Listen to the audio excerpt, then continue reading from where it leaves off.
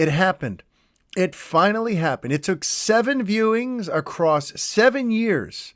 But this past Friday, when I sat down and watched Man of Steel, introducing it to my wife and kids for the first time ever, I loved that movie. Almost unabashedly loved it. It was a very weird sort of night and day response. And that's the thing. I've never hated the movie.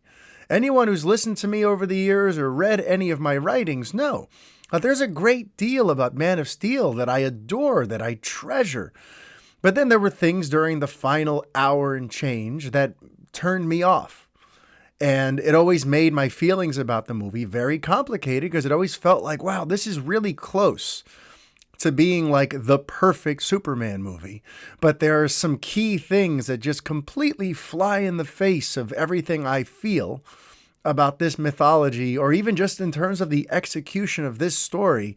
I felt like certain things happened in the third act that totally betrayed the first hour and change of amazing, mythical, grandiose Superman storytelling.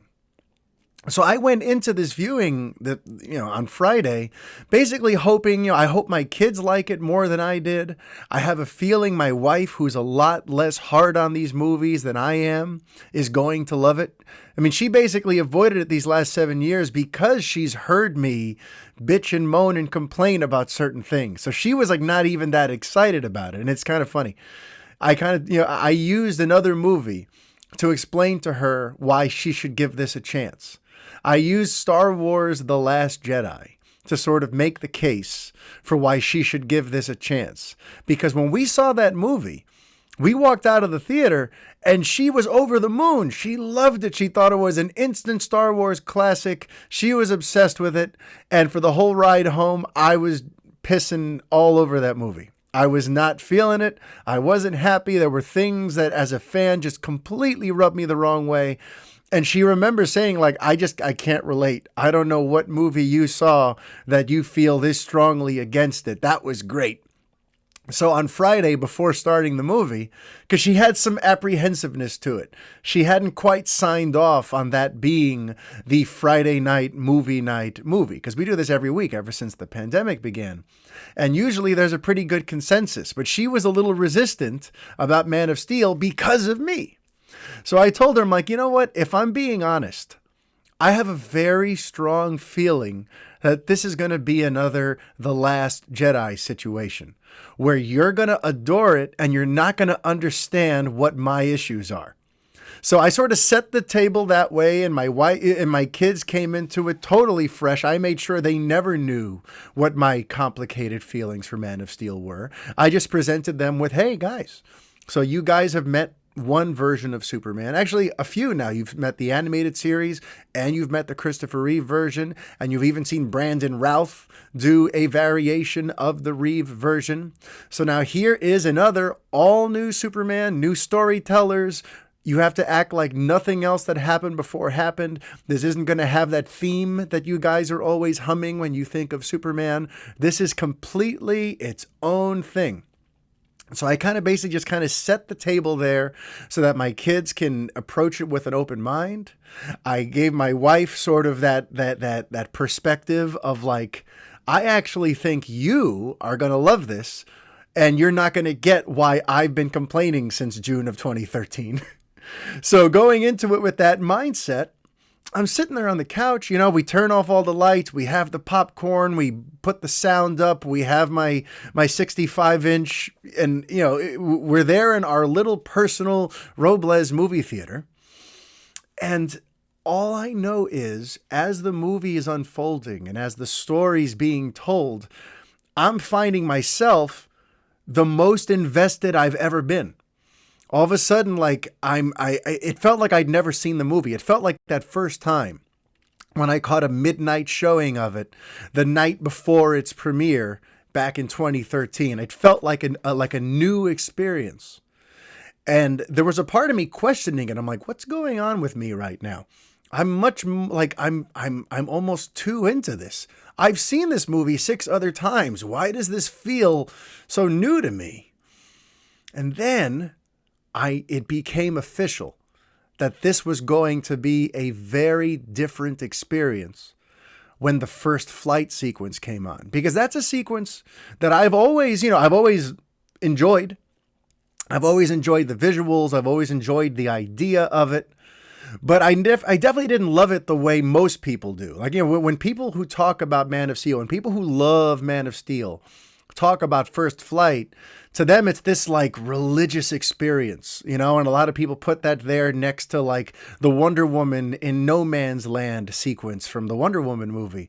It's one of these like iconic, powerful superhero moments, and I've never really been able to relate to that perspective on it. I've always dug it, but it never like moved me in any kind of special way. Guys, girls, this time when I watched First Flight, I started sobbing. I started sobbing like uncontrollably. Where like I had to try to like control myself, because I'm like, I can't have my kids see me fall apart. Like, they're going to want to like pause the movie and be like, Dad, are you okay?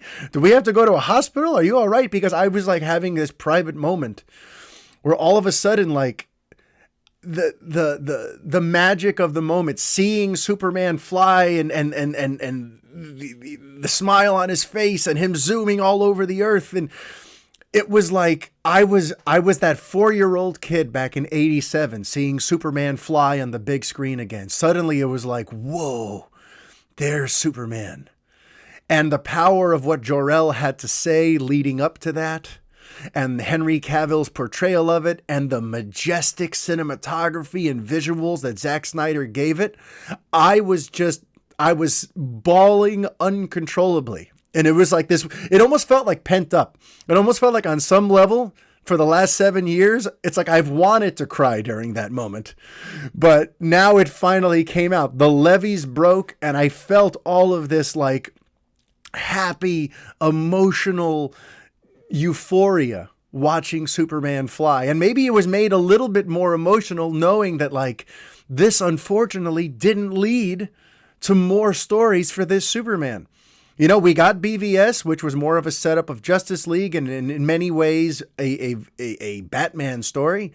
Then we got Justice League, which, as we know, the theatrical cut very much altered whatever that was originally going to be.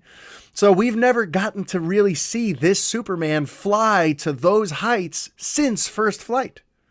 So I think that might have added a little extra gravitas to the moment. All I know is whatever it was, I was a sobbing mess during that scene.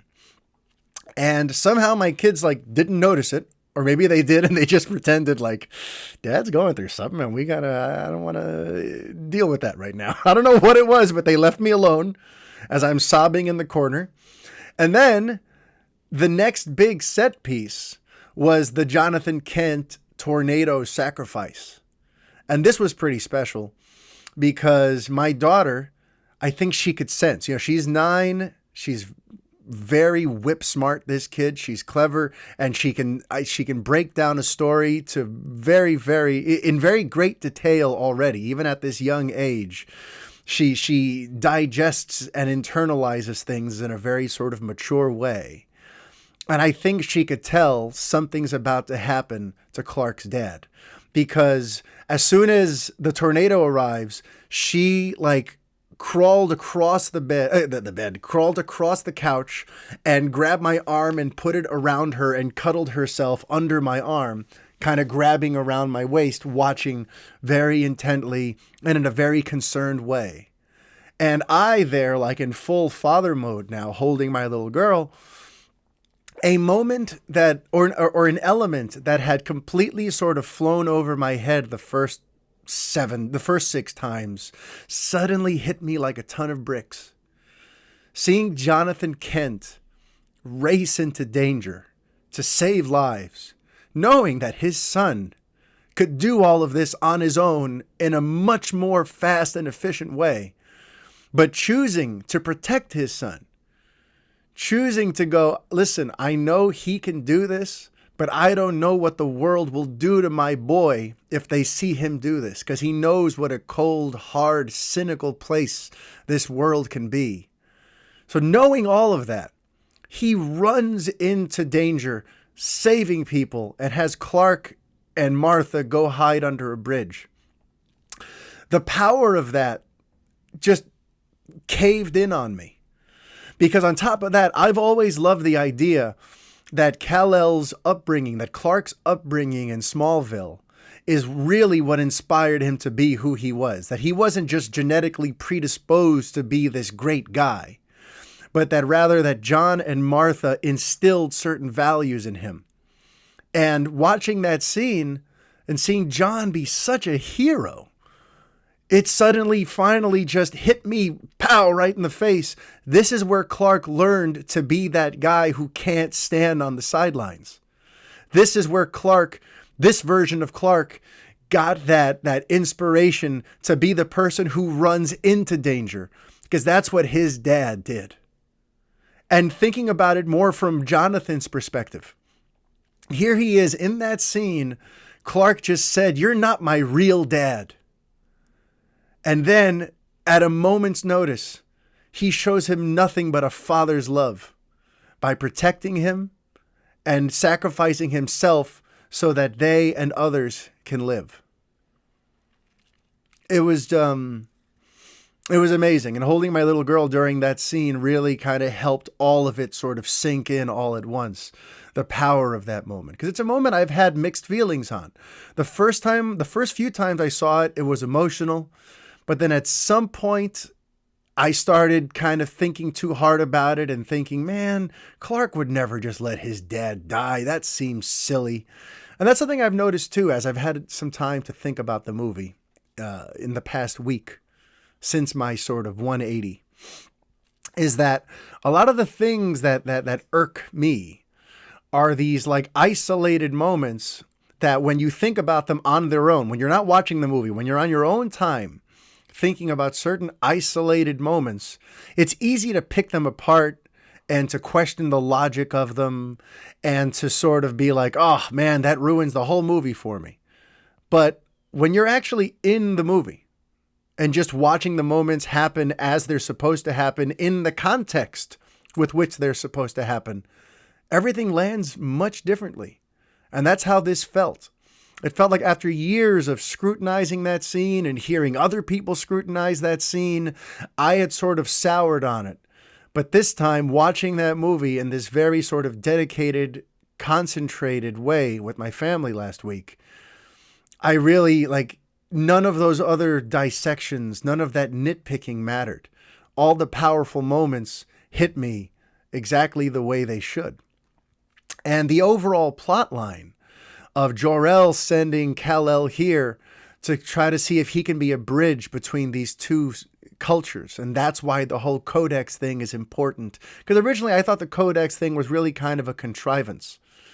But this time watching it, the poetic nature of it all really struck me as very powerful and helped me to enjoy the story even more. So even the Codex thing, which I usually saw as like a needless complication, even that struck me as like, wow, what a great touch that is.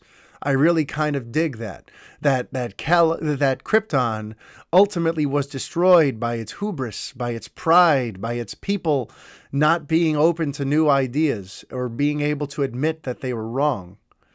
And that Jor-El was hoping that Kal-El, the first natural birth on Krypton, he would choose to be a bridge between societies and to kind of live up to Krypton's original ideals of creating a cohesive, coherent, peaceful universe where other, beings from different worlds can commingle and live together. So all of that just crashed in on me this time in a way that I almost didn't let it crash in on me the first few times.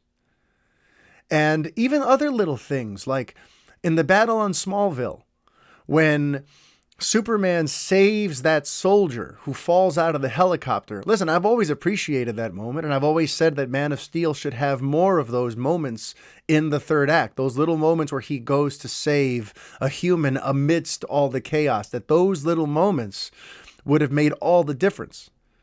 But this time, it hit me much, much more powerfully because I connected it with the fact that he had just gotten shot by that same helicopter.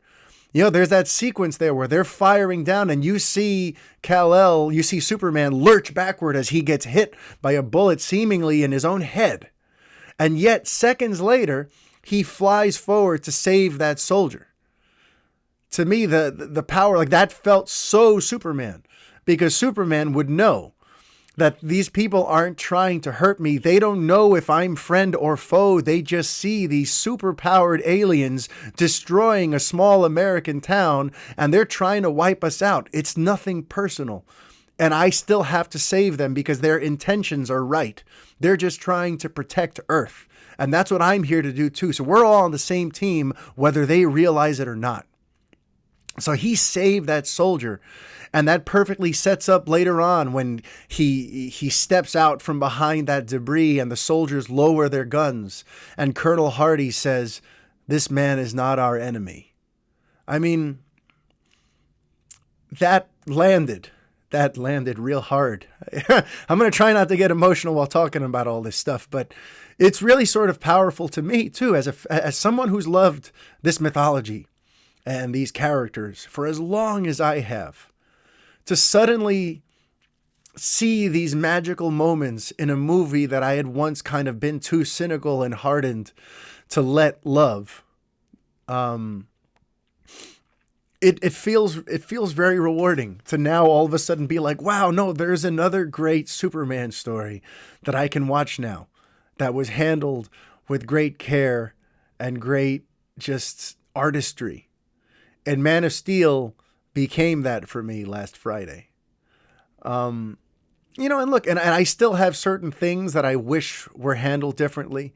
I still think that there was way too much gratuitous violence and destruction during the third act. I still think that the killing of Zod could have been built to in a much more emotionally powerful and dramatic and inevitable way. I still feel those things. But nowadays, that stuff feels more like a minor nitpick than a deal breaker. Oh, and another thing, before I change the subject from Man of Steel and move on, another moment that really hit me this time that hadn't really before was, right before the big battles begin in Smallville that end up in Metropolis and all that. Right before all of that, there's that flashback of Clark getting bullied and how he'd love to just hit those guys, but he shows enough restraint. And him and Jonathan have that whole conversation about, showing that restraint and what it is that he's here to do and all that sort of stuff. And to me now, that setting up the third act, I think, is one of the reasons why I didn't mind the third act as much this time. Because it really made that point very clear now, didn't it? Here's a guy with unbelievable abilities who's always had to restrain himself, who's always had to control himself and pull back and be the bigger man, because if he really let loose, he'd kill someone. And here he is now in this present situation, finally in a position where he could let loose the full force of his abilities on this invading force. And the thing that triggers him to do so is when they're attacking Martha. When he goes, "You think you can attack my mother?" Like that, the flashback leading into that, I always kind of got it. I always understood, like, oh, I see. They're trying to show that, we're finally going to see him unchained.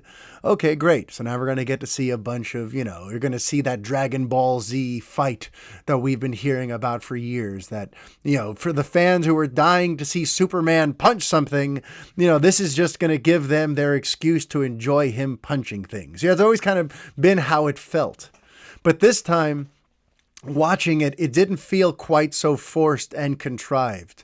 It felt like just a natural part of the story where we're about to see this Clark unleash the full breadth of his powers. And that's going to be unique and perhaps a little bit messy, because here's someone who through 30 years has always been told, keep it quiet, keep it to yourself, or else bad things will happen.